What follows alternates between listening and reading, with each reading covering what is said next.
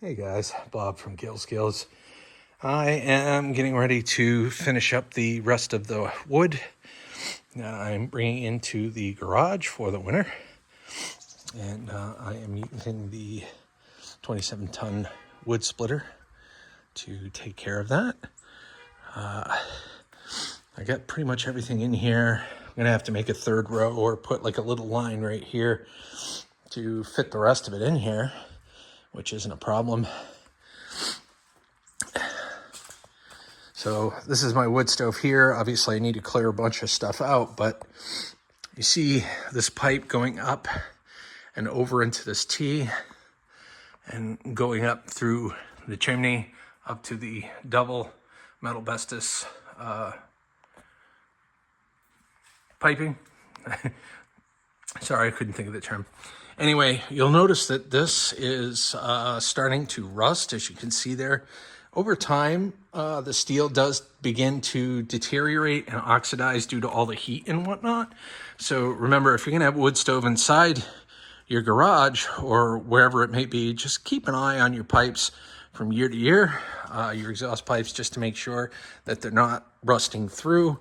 A good word of thumb is to probably replace them every 5 or so years. If you're in the garage and you like to have a nice hot fire. So I gotta replace mine. It's really rusty there at this point. So I'm gonna do that at some point. Maybe I'll make a video of it. You let me know if you want to see a video about that. Although it's pretty straightforward. The only complicated part is just, putting a flue into the straight pipe, which is straightforward. But anyway, the main part of the video essentially is going to be the wood pile. And if you're new to homesteading or whatever the case may be, I'm just going to say this real quick. If you want to make a good wood pile, you got to make sure that your ends are properly stacked. I use the log cabin method. So you want to make sure that you have equally sized logs, and you want to stack up. Now, not only do you want to stack up, but the further you go height-wise, you want to make sure it's leaning in just a little bit, and maybe a tiny bit in if it's like up against the wall or whatever, just to prevent it from falling over or having the whole thing just kind of break. So just remember, when you're doing your, your log cabin style, just kind of go up and kind of lean forward and in so it's nice and solid. As you can see, I got 2 rows there. And ultimately, your pile will last through to when you use it all.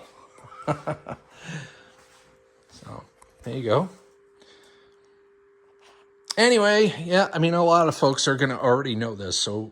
But this is more toward the folks that have never done this before, or maybe new to homesteading, or bought a house or a big plot of land for the very first time. And they're cutting their own wood up and they're stacking it up and whatnot. And you're like, oh man, how do I get this wood pile to stay up? You know what I mean? So that's a good way to do it. Anyway, that's it for now. Until the next time, I hope you all have a wonderful and scrap happy day. More scrapping videos to come. Take care. Bye.